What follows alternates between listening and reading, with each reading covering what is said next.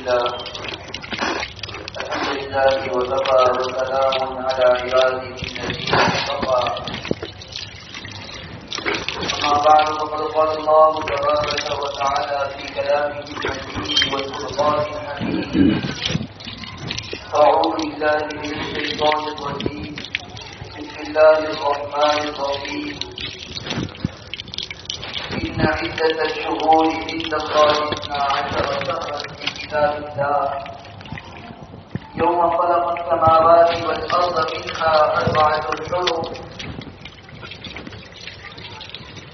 وعن أبي هريرة رضي الله تعالى عنه قال: قال رسول الله صلى الله عليه وسلم: أفضل الصيام بعد رمضان شهر الله المحرم.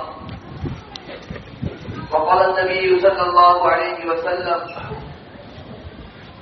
من وسع على أهله يوم عاشوراء وسع الله على أهله طول سنته، أو كما قال عليه الصلاة والسلام. میرے محترم بھائیوں، بزرگوں اور دوستوں،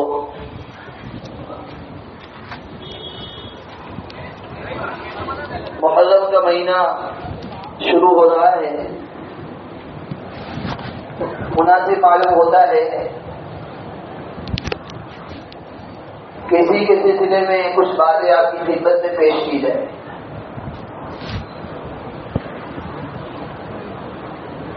اسلامی تقویم، اسلامی کیلنڈر کے اعتبار سے محرم کا مہینہ یہ پہلا مہینہ ہے.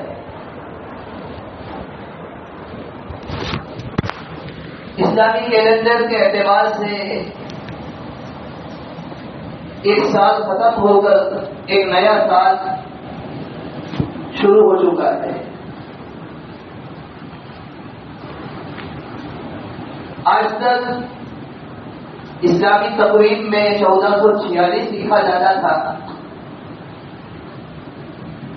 اب سن کے اعتبار سے 1447 لکھا جائے گا.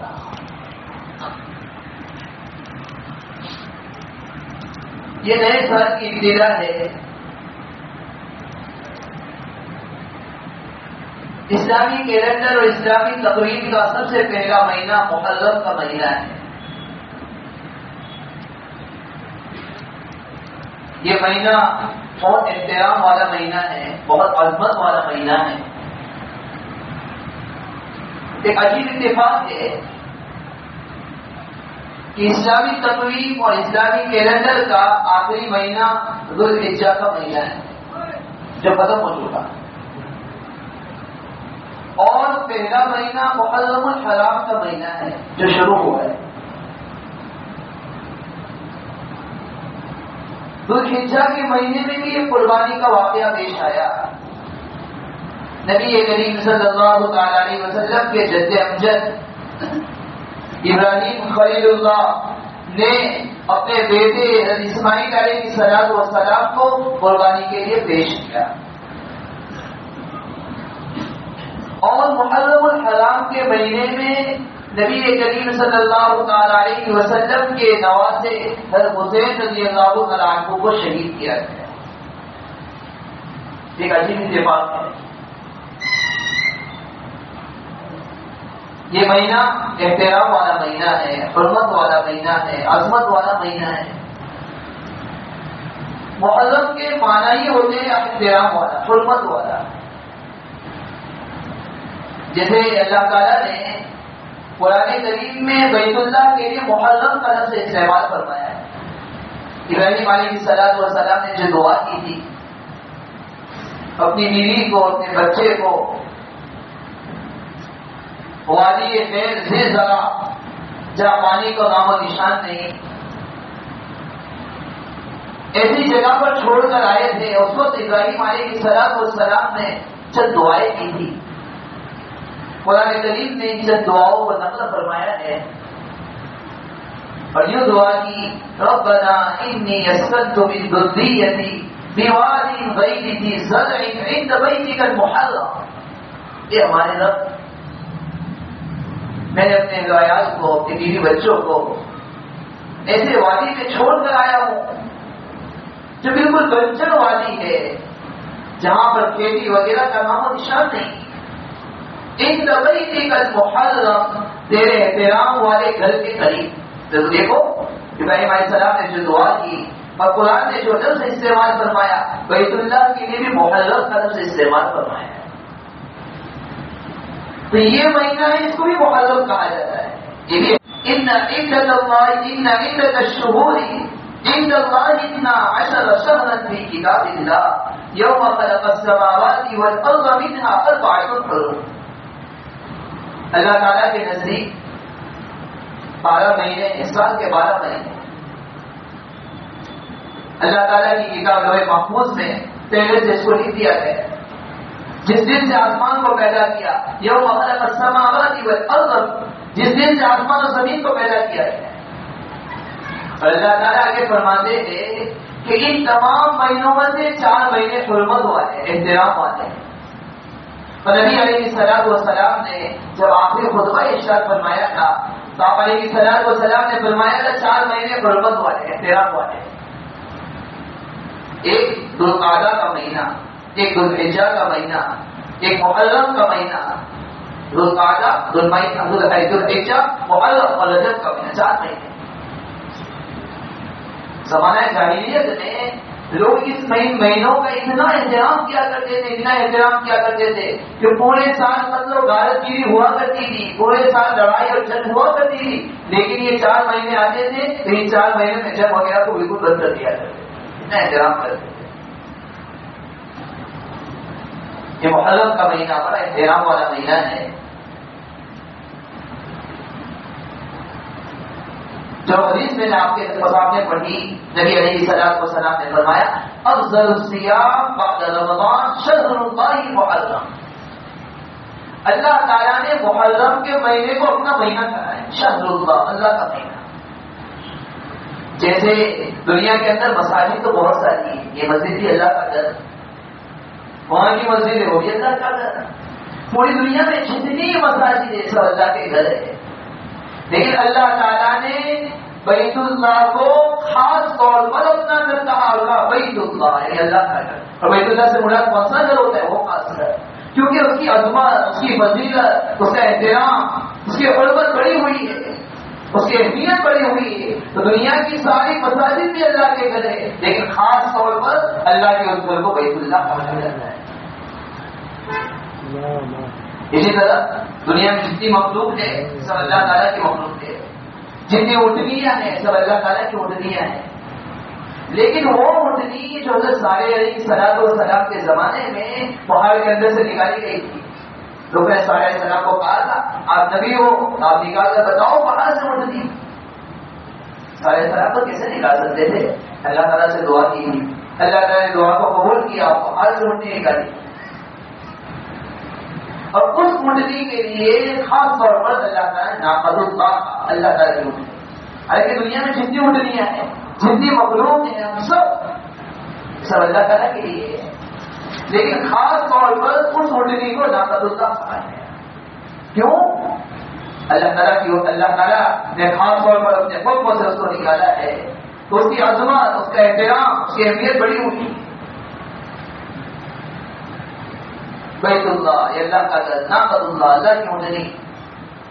اسی طرح یہ مہینہ بھی خاص طور پر جو کہ اہمیت رکھتا ہے، عظمت رکھتا ہے، اس کی حرمت، اس کا احترام بڑا ہوا ہے۔ اس لیے نبی علیہ الصلوۃ والسلام نے فرمایا شہر اللہ، اللہ تعالیٰ کا مہینہ محرم کا مہینہ ہے، احترام والا مہینہ ہے۔ اور اس مہینے میں کیا کرنا ہے اور کیا نہیں کرنا ہے؟ ایک بات تو یہ کہ حدیث کے مطالعے سے معلوم ہوتا ہے کہ اس مہینے میں روزوں کا خوب اہتمام کیا جائے۔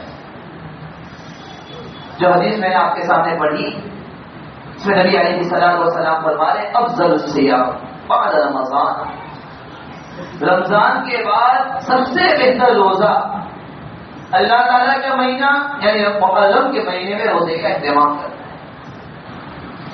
اور ایک حدیث میں تو نبی علیہ الصلوۃ والسلام نے فرمایا من صام یوما من المحرم، جس آدمی نے محرم کے ایک دن کا روزہ رکھا، اللہ تعالیٰ اس کے لیے اللہ تعالیٰ اس کے لیے 30 روزوں کے برابر ثواب عطا فرمائے. ایک دن کے روزے کے لیے اہمیت نہیں بس.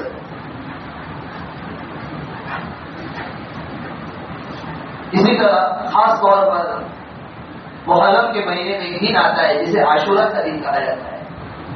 عاشورہ کا مطلب یہ ہوتا ہے 10واں دن، جسے ہم 10 محرم کہتے ہیں، اسی دن کو یوم عاشورہ کہا جاتا ہے. اس دن بھی روزہ رکھنے کی بڑی فضیلت ہے. نبی علیہ الصلوۃ والسلام نے فرمایا جس نے عرفہ کے دن کا روزہ رکھا، ذوالحجہ کا مہینہ چلا گیا، ذوالحجہ کے مہینے میں 9ویں ذوالحجہ کو جس نے روزہ رکھا، اس کی فضیلت نبی علیہ الصلوۃ والسلام نے بیان فرمائی کہ اس دن کی اتنی فضیلت ہے کہ اللہ تبارک و تعالیٰ اس کے 1 سال کے پہلے کے گناہ 1 سال کے بعد کے گناہ کو معاف فرما دے. اور عاشورہ کے دن کے بارے میں کہا گیا جس نے عاشورہ کے دن یعنی محرم کی 10ویں تاریخ کو روزہ رکھا، اللہ تعالیٰ اس کے 1 سال اگلے سال کے گناہ کو معاف فرما دے. اتنی فضیلت ہے اس دن. اور خصوصاً محرم کے مہینے میں احترام کرنا ہی ہے، روزے رکھنے کی کوشش کرے. 10ویں محرم کو بھی روزہ رکھنے کا اہتمام کرے. لیکن ایک بات اور بھی نقل کرتا چلوں، بہت سارے لوگ یہ سمجھتے ہیں ذوالحجہ کی فضیلت اس لیے ہے کہ نواسہ رسول اللہ کے رسول صلی اللہ علیہ وسلم کے نوازے حضرت حسین رضی اللہ عنہ کو میں شہید کیا گیا. حالانکہ اس دن کی فضیلت حضرت حسین رضی اللہ عنہ کی شہادت کی وجہ سے نہیں ہے. اس دن کی عظمت و احترام، اس دن کی فضیلت تو بہت پہلے سے چلی آ رہی ہے. حضرت حسین رضی اللہ عنہ کی شہادت کا واقعہ تو نبی علیہ الصلوۃ والسلام کی وفات کے 60 سال کے بعد پیش آیا ہے. 60 سال کے بعد اس دن کی فضیلت اتنی ہے 10ویں ذوالحجہ کی، عاشورہ کی، بہت پہلے سے چلی آ رہی ہے. اس لیے کہ تاریخ کے مطالعے سے معلوم ہوتا ہے کہ اس دن میں کئی واقعات ضرور ہوئے، کئی واقعات پیش آئے. تاریخ کی کتابوں میں لکھا ہے کہ حضرت آدم علیہ السلام سے جو تجویز ہوئی تھی، چپ ہوئی تھی، اللہ تعالیٰ کی بارگاہ میں حاضر ہو کر انہوں نے اللہ تعالیٰ سے توبہ کی تھی، اللہ تعالیٰ سے دعا کی. اللہ تعالیٰ نے جس دن ان کی دعا کو قبول فرمایا وہ بھی 10ویں محرم کا دن تھا. وہ اس دن سے فضیلت ہے. اور آگے چلیے، نوح علیہ السلام کے قوم پر اللہ تعالیٰ نے پانی کا طوفان بھیجا تھا. نوح علیہ السلام کو حکم دیا گیا تھا کہ آپ کشتی بناؤ اور ایمان والوں کو کشتی میں سوار کر دو. نوح علیہ السلام چند ایمان والوں کو لے کر کشتی میں سوار ہو گئے تھے. یہ کشتی چلتی رہی اور اس کشتی جونی پہاڑ پر جب ٹھہری تھی اور تمام لوگوں کو غرق کر دیا گیا تھا، تمام لوگ ڈوب گئے تھے. کشتی جونی پہاڑ پر 10ویں محرم کو ٹھہری. اور آگے چلیے، تاریخ کی کتابوں میں لکھا ہے یوسف علیہ السلام کو کنویں میں ڈال دیا گیا تھا کہ بھائیوں نے ڈالا تھا. جس دن یوسف علیہ السلام کو کنویں سے نکالا گیا، کنویں سے نجات ملی، وہ بھی عاشورہ کا دن تھا، 10ویں محرم کا دن تھا. ابراہیم علیہ السلام کی ولادت، ابراہیم علیہ السلام کی پیدائش 10ویں محرم کو ہوئی. ابراہیم علیہ السلام کو ان کی قوم والوں نے آگ میں ڈال دیا تھا. اللہ تعالیٰ نے اپنے حکم سے آگ کی تاثیر کو ختم کیا اور آگ کو ان کے لیے کھلے گلزار بنا دیا. یہ بھی عاشورہ کا دن تھا. بلکہ عیسیٰ علیہ السلام کو جب آسمان پر اٹھا لیا گیا تھا، یہ دن بھی عاشورہ کا دن تھا. بہت سارے واقعات پیش آئے، لیکن لوگوں نے یہ سمجھ لیا کہ بھائی اس دن روزہ اس لیے رکھنا ہے، اس دن احترام اس لیے کرنا ہے، اس دن عبادت اس لیے کرنا ہے کہ حضرت حسین رضی اللہ عنہ کی شہادت کا واقعہ پیش آیا. حالانکہ لوگوں کی غلط فہمی ہے. یہ تو اتفاق کہا جا سکتا ہے کہ بھائی اتفاق ایسا ہوا کہ حضرت حسین رضی اللہ عنہ کی شہادت کا واقعہ اسی دن پیش آیا. یعنی حضرت حسین رضی اللہ عنہ کی شہادت کی وجہ سے اس دن کا احترام نہیں کیا جاتا ہے. یہ تو حضرت حسین رضی اللہ عنہ کا اتفاق ہے، ان کے لیے حسن اتفاق کہا جا سکتا ہے کہ اس دن ان کی شہادت کا واقعہ پیش آیا. جیسے کوئی آدمی جمعہ کے دن کسی کا انتقال ہو جائے تو جمعہ کے دن انتقال کی وجہ سے جمعہ کا دن عظمت والا نہیں ہو جائے گا. وہ تو اس آدمی کا اتفاق ایسا ہوا، اس آدمی کا نصیب ایسا ہوا کہ اللہ تعالیٰ نے اسے جمعہ کا دن نصیب فرمایا. تو عاشورہ کا دن احترام والا، اس عظمت والا، اس میں روزے کی جو فضیلت ہے نبی علیہ الصلوۃ والسلام نے بیان فرمائی ہے، چونکہ یہ دن پہلے سے عظمت والا چلا رہا ہے. بلکہ سیرت کی کتابوں میں لکھا ہے، حدیث میں موجود ہے، نبی علیہ الصلوۃ والسلام جب مکہ میں موجود تھے، آپ علیہ الصلوۃ والسلام مکہ میں بھی 10ویں محرم کو روزہ رکھا کرتے تھے. اور یہی تک نہیں بلکہ ایسا معلوم ہوتا ہے نبی علیہ الصلوۃ والسلام پر پہلے جب تک رمضان کے روزے فرض نہیں کیے گئے تھے، آپ علیہ الصلوۃ والسلام پر 10ویں محرم کا روزہ فرض تھا. لیکن جب رمضان کے روزے اور اس کی فرضیت اتری تو آپ علیہ الصلوۃ والسلام کو کہا گیا کہ اب صرف آپ پر رمضان کے روزے فرض ہے، 10ویں محرم کا روزہ فرض نہیں. اس کے باوجود آپ علیہ الصلوۃ والسلام مکہ کے اندر جب تک تھے، آپ علیہ الصلوۃ والسلام ایک روزہ 10ویں محرم کا رکھا کرتے تھے. جب آپ علیہ الصلوۃ والسلام ہجرت فرما کر مدینہ طیبہ تشریف لے گئے تو وہاں کے یہودیوں کو آپ علیہ الصلوۃ والسلام نے دیکھا کہ وہ بھی 10ویں محرم کو روزہ رکھتے. آپ علیہ الصلوۃ والسلام نے یہودیوں سے پوچھا کہ آپ 10ویں محرم کو کیوں روزہ رکھتے ہو؟ یہودیوں نے کہا کہ بات دراصل یہ ہے کہ 10ویں محرم کو حضرت موسیٰ علیہ الصلوۃ والسلام اور ان کی قوم کو اللہ تعالیٰ نے فرعون کے ظلم سے نجات عطا فرمائی. فرعون نے موسیٰ علیہ السلام کی قوم پر بڑا ظلم کیا تھا. اللہ تبارک و تعالیٰ نے موسیٰ علیہ الصلوۃ والسلام کی عصا میں لاٹھی میں قوت عطا فرمائی.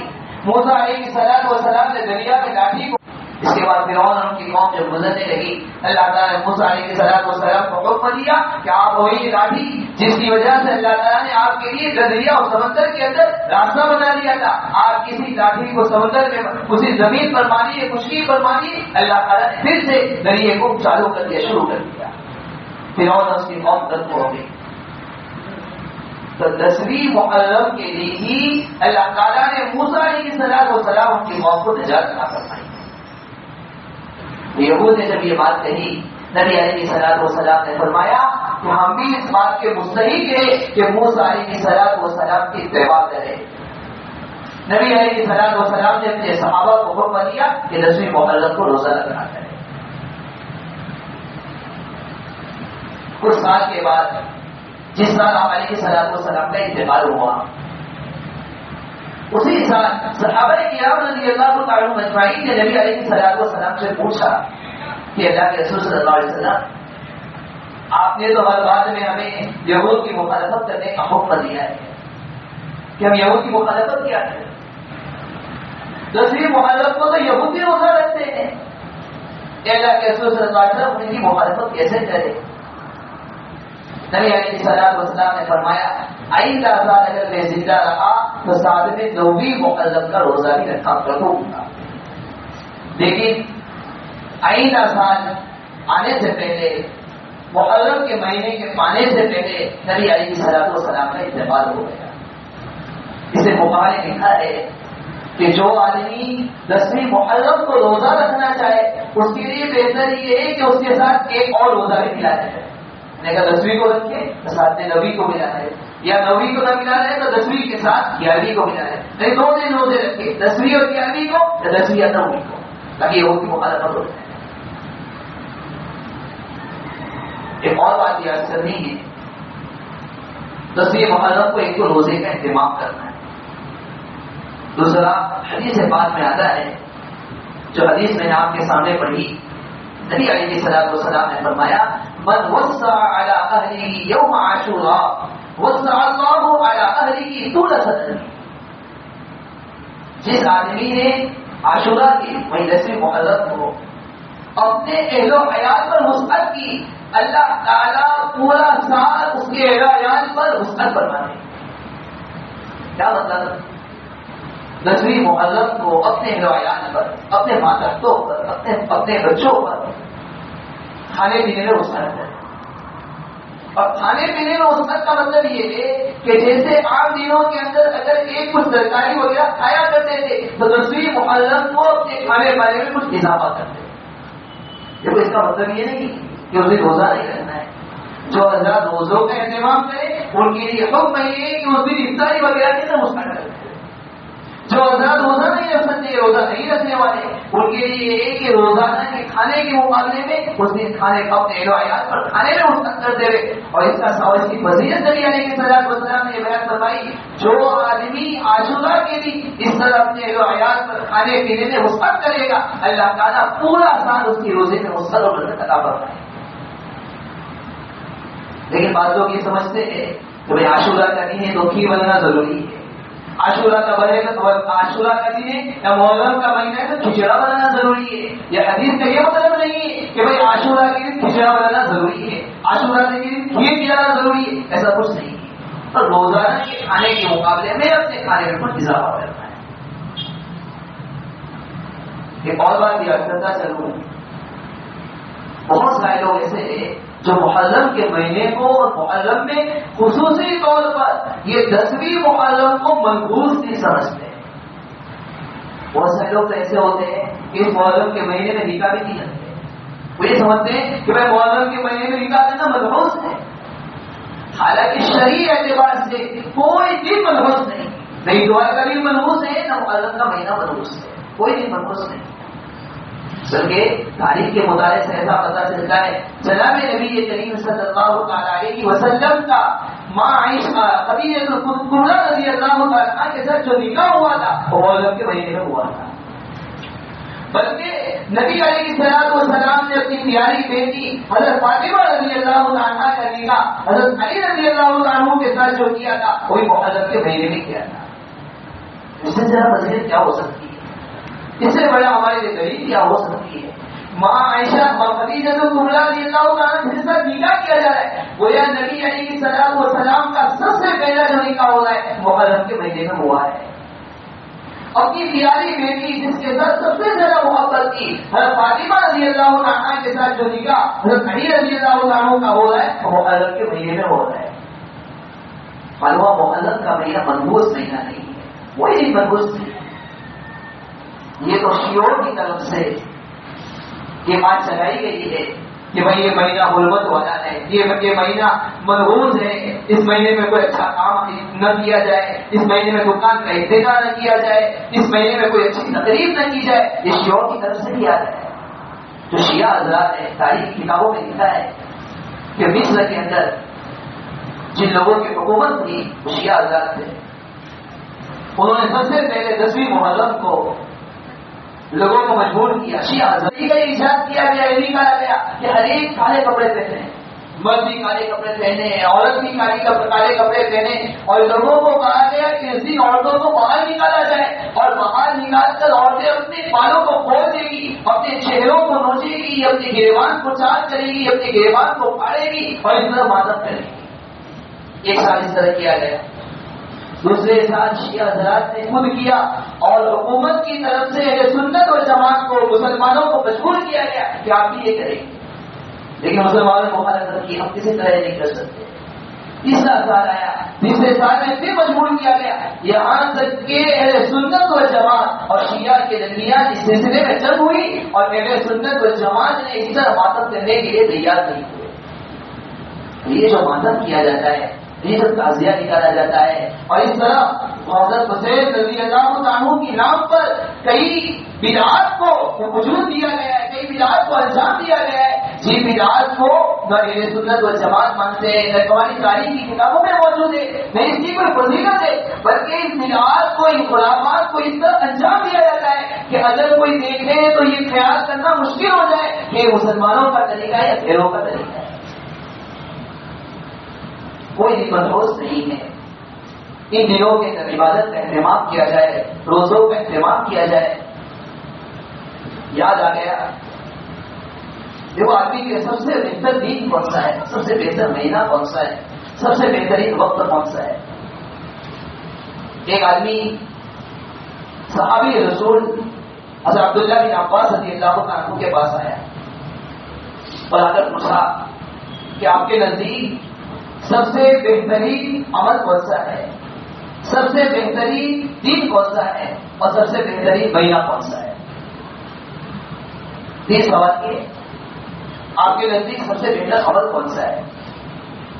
حضرت عبداللہ بن عباس رضی اللہ عنہ نے فرمایا میرے نزدیک سب سے بہترین عمل نماز ہے, بس وقت نماز کا اہتمام کر. اب ماتم کرنے والے, تعزیہ کرنے والے, خوشیاں منانے والے تھوڑا غور کرے کہ اگر تعزیہ منا رہے ہیں تو عصر کی نماز اور مغرب کی نماز کا اہتمام ہو رہا ہے کہ نہیں ہو رہا ہے. حضرت عبداللہ بن عباس رضی اللہ عنہ فرمائے میرے نزدیک سب سے بہترین عمل پنج وقت نماز کا اہتمام ہے. دوسرا سوال کیا کہ آپ کے نزدیک سب سے بہترین مہینہ کون سا ہے. عبداللہ بن عباس رضی اللہ عنہ نے فرمایا میرے نزدیک سب سے بہترین مہینہ رمضان کا مہینہ ہے. تیسرا سوال کیا گیا آپ کے نزدیک سب سے بہترین دن کون سا ہے. عبداللہ بن عباس رضی اللہ عنہ نے فرمایا میرے نزدیک سب سے بہترین دن جمعہ کا دن ہے. یہ آدمی نے 3 مرتبہ حضرت عبداللہ بن عباس رضی اللہ عنہ سے پوچھا, تینوں مرتبہ حضرت عبداللہ بن عباس رضی اللہ عنہ نے یہی جواب دیا. پھر یہ آدمی حضرت علی رضی اللہ عنہ کے پاس آیا. حضرت علی رضی اللہ عنہ سے آ کر کہا کہ میں 3 مرتبہ 3 دن تک عبداللہ بن عباس رضی اللہ عنہ سے یہ سوال کیے, تینوں دن تک انہوں نے یہی جواب دیا. حضرت علی رضی اللہ عنہ نے فرمایا آپ دنیا کے سارے علماء سے, سارے حکماء سے پوچھیں کہ وہ یہی جواب دیں. آج بتا میرے نزدیک سب سے بہترین عمل وہ ہے جو اللہ کے یہاں پسندیدہ اور مقبول ہو, جو اللہ کی بارگاہ میں قبول کر لیا جائے. اور میرے نزدیک سب سے بہترین مہینہ وہ مہینہ ہے جس میں بندہ اللہ کے حضور توبہ کرے اور اسی توبہ کو قبول کر لیا جائے. اور سب سے بہترین دن کون سا ہے. حضرت علی رضی اللہ عنہ نے فرمایا میرے نزدیک سب سے بہترین دن وہ دن ہے کہ بندہ اللہ کی بارگاہ میں اس طرح حاضر ہو کہ اس کی زبان پر کلمہ طیبہ جاری ہو, یعنی ایمان کی حالت میں اس کا خاتمہ ہو جائے. یہ آدمی میرے نزدیک اس کے لیے سب سے بہترین دن وہ دن ہے ایمان کی حالت میں انتقال ہوتا. معلوم کوئی بھی منحوس نہیں ہے. ابھی بچوں کا نماز کا اہتمام کرے, عبادتوں کا اہتمام کرے, توبہ کا اہتمام کرے, اور دل میں اللہ تعالیٰ سے دعا کرتے رہے. اللہ تعالیٰ ایمان کی حالت میں ہم سب کو بہت نصیب فرمائے. اسے باتیں تھی اللہ تعالیٰ سے دعا ہے اللہ تعالیٰ نے جو باتیں کہلوائی ہم سب کو اس پر عمل کرنے کی توفیق عطا فرمائے. اس مہینے میں روزوں کا عبادتوں کا اہتمام کرنے کی توفیق عطا فرمائے. تمام بدعات سے, خرافات سے ہماری پوری امت مسلمہ کی حفاظت فرمائے. آمین. وآخر دعوانا الحمدللہ رب العالمین.